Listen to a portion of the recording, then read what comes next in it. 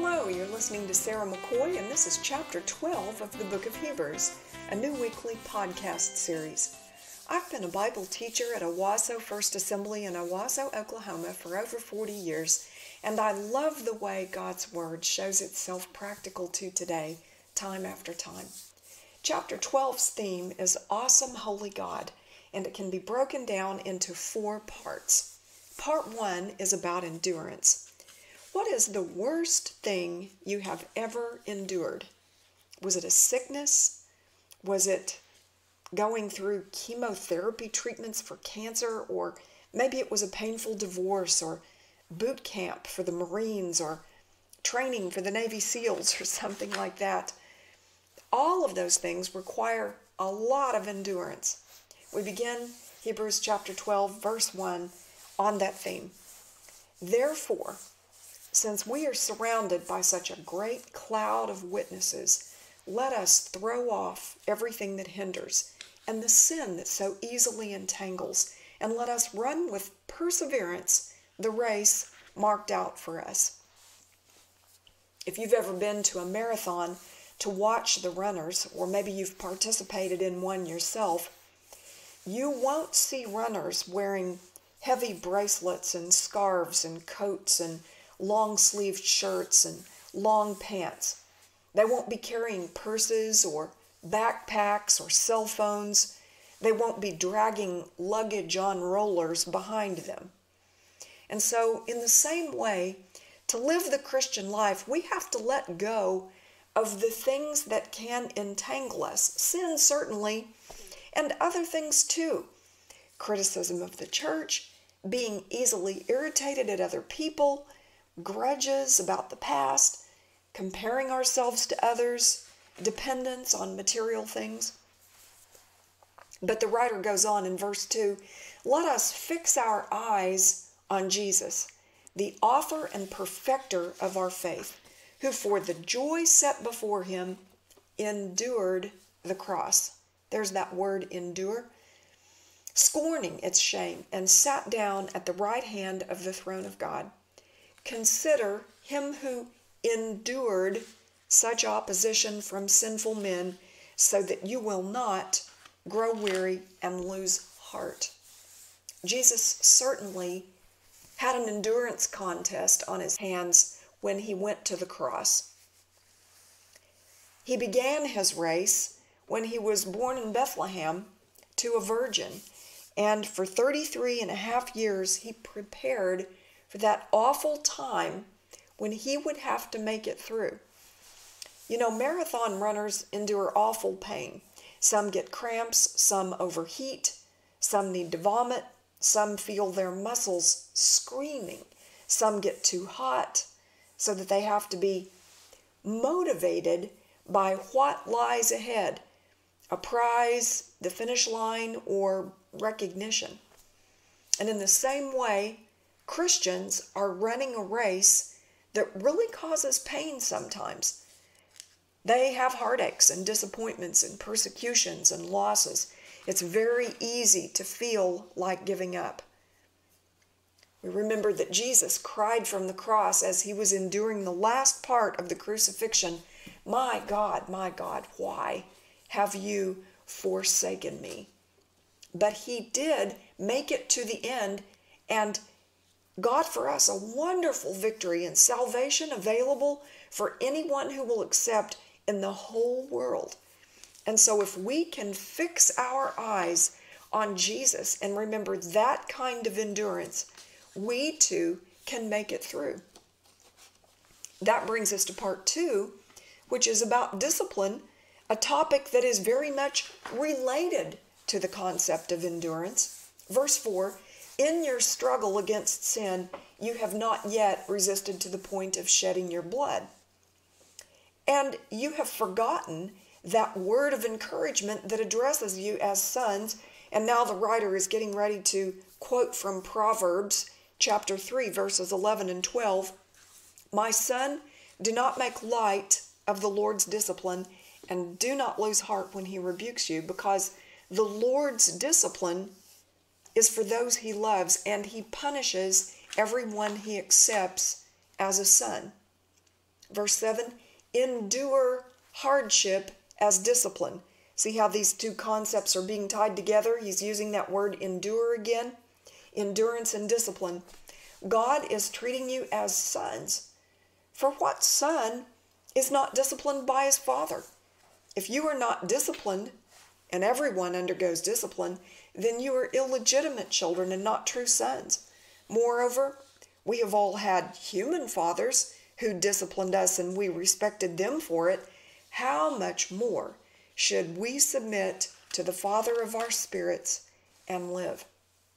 Our fathers disciplined us for a little while as they thought best, but God disciplines us for our good, that we may share in his holiness. No discipline seems pleasant at the time, but painful. Later on, however, it produces a harvest of righteousness and peace for those who have been trained by it. Therefore, strengthen your feeble arms and weak knees. Make level paths for your feet so that the lame may not be disabled, but rather healed. Where he says, make level paths for your feet there, he's quoting from Proverbs again. This time it's chapter 4, verse 26. So he's tying together this idea of correction and discipline. Not all discipline is punishment. Imagine a student writing a research paper for a professor, and the student has to bring the paper in multiple times as drafts are corrected. And the student comes back with the paper filled with red marks. Change this, move that, add this, subtract this. It can be discouraging sometimes. But as those drafts are worked on and they get better and better, that correction, that discipline leads to a better finished product. Aren't you glad that the Lord does that for us? Instead of telling us, good luck living the Christian life and I'll judge you when it's all over, he has his Holy Spirit to convict our hearts when we make mistakes, and he works with us in our lives, and sometimes that even includes correction and discipline. There may be some that would try to tell you that a loving God today never punishes anyone, especially his people, and that's simply not biblical.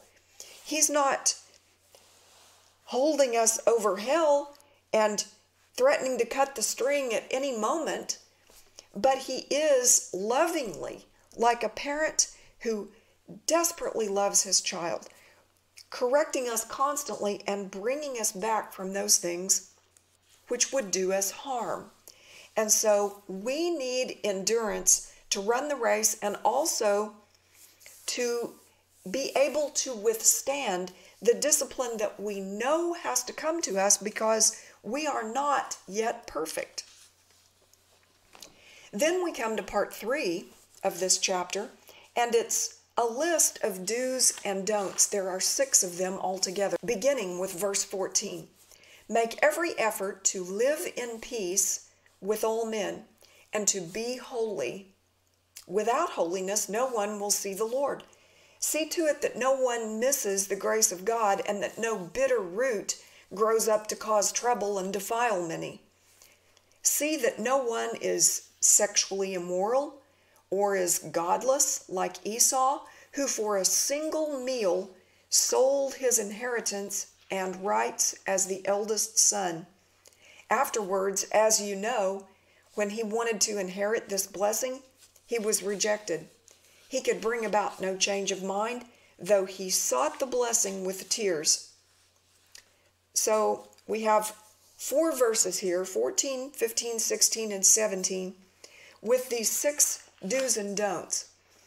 The first was to live in peace. The second was to be holy. Those were the 2 do's. And then the don'ts were, don't miss God's grace or become bitter or sin sexually or focus on the world. And he's talking there about the fraternal twin brother of Jacob, Esau. Esau and Jacob were the sons of Isaac, perhaps you recall. He and his wife Rebekah suffered infertility for 20 years before God blessed them with this one pregnancy that yielded 2 boys. And the Lord told them early on that the promise that was made to Abraham about being a blessing to the whole world and raising up a nation was going to come to pass through the younger of those 2 boys, Jacob. And we see that Esau was favored by Isaac. He was a man's man. He liked to hunt and he worked outside. Jacob was more of a mama's boy, and he stayed home and he liked to cook and he hung around with his mother quite a bit. And so one day Jacob had made a lentil stew, and his brother Esau came in from hunting and he was exhausted. And he smelled that bean soup cooking and he asked for a bowl. He was probably suffering from low blood sugar, but he was irritable and hungry, and his brother Jacob said, "Sure, I'll give you a bowl if you'll sell me your birthright." As the oldest son, he was entitled to a double portion of the inheritance over Jacob, even though they were twins and he was born just a few minutes before. And Esau was so profane or so disinterested in the blessings of God that rather than stopping and disciplining himself and recognizing that you don't pay $10,000 for a bottle of pop because you're throwing away something too valuable for what you're getting in return, he was willing to give this most precious inheritance from the Lord for a bowl of beans. And so he filled his stomach, and then he realized that he had made a mistake, but he couldn't go back. So the writer of the Hebrews is bringing up that story here because there are so many times when we sell out the big things, the most important things, for things that aren't very important. Maybe we will forego a prayer life because we fritter away our time with television. Maybe we will not be faithful to the house of God because we take too many vacations, or because we're too busy working overtime that we don't really have to work. Things like that. Focusing on the world.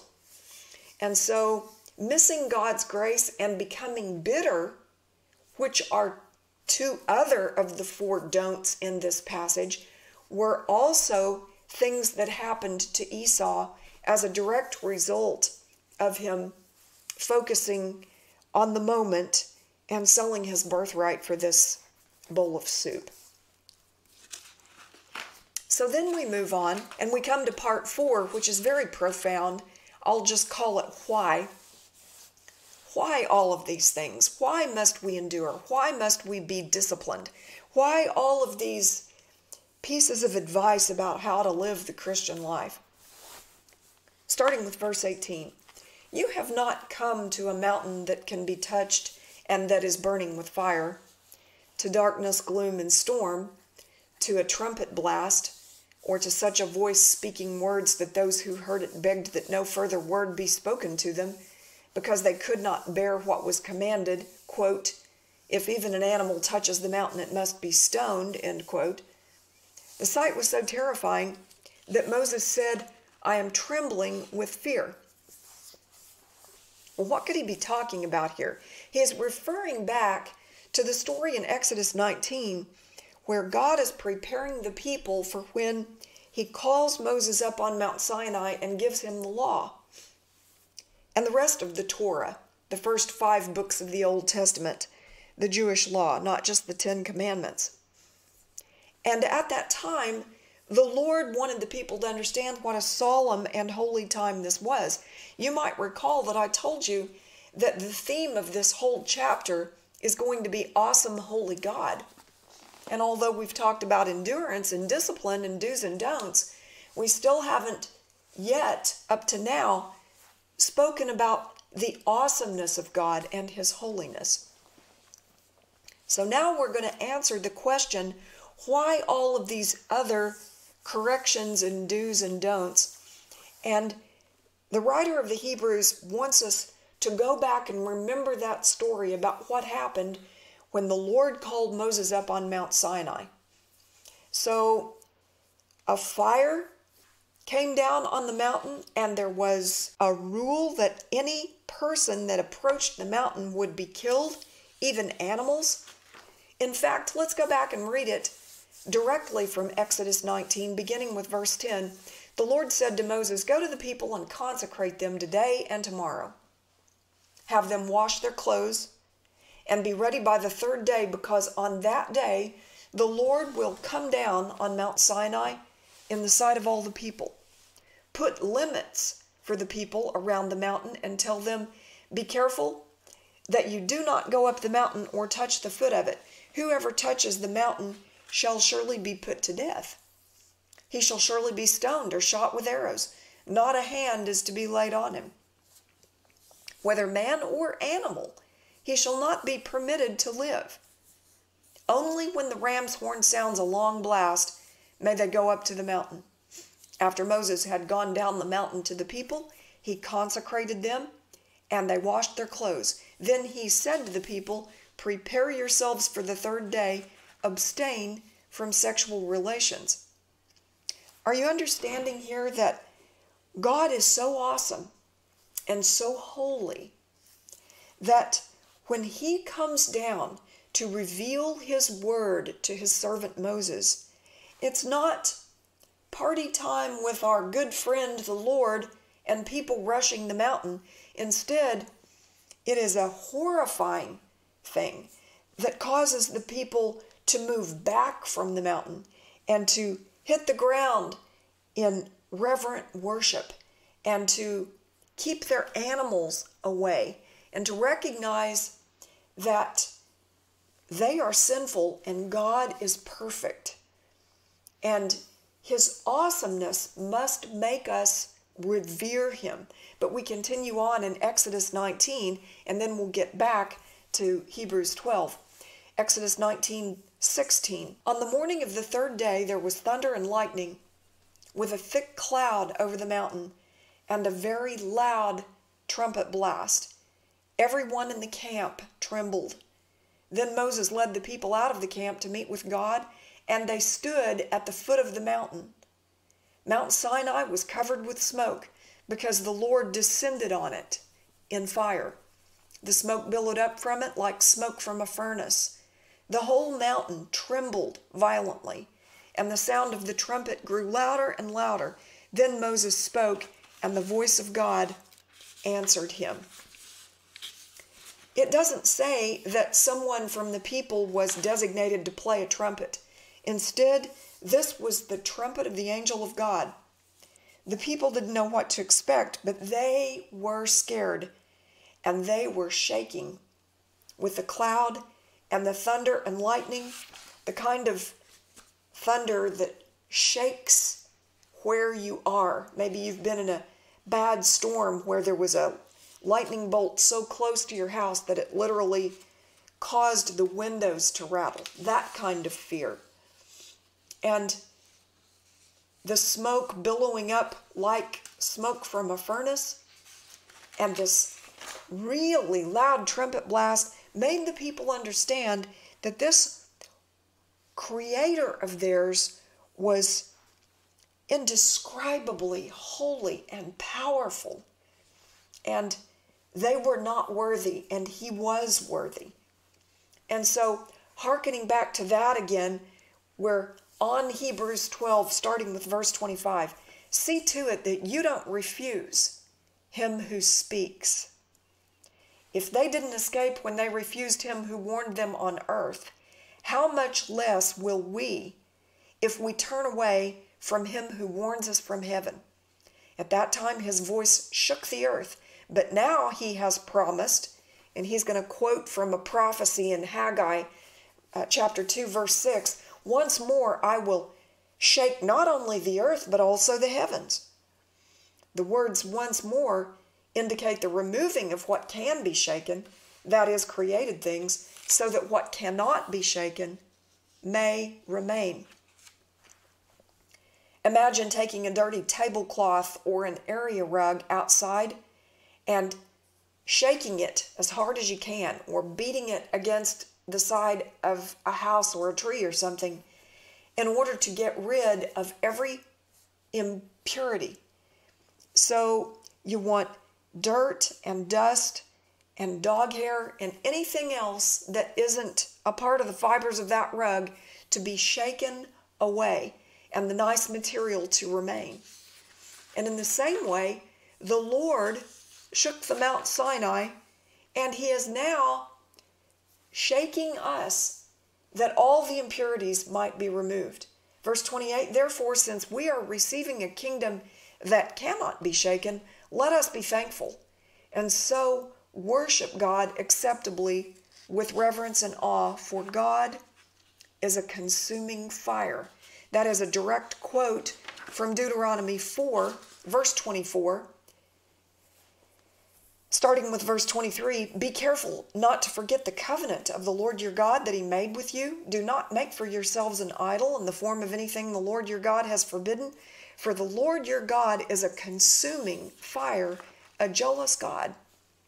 So the point of all this is that the reason that we must endure, and the reason that we can expect to be corrected at times and receive discipline at the hand of God, and the reason that we are given in his word a list of things that we should do, like pursue peace and holiness, and not do, like be careful not to overlook his grace or harbor bitterness or give in to sexual sin or profane that which is holy like Esau did, is because our God is a wonderful, holy, awesome, worthy God.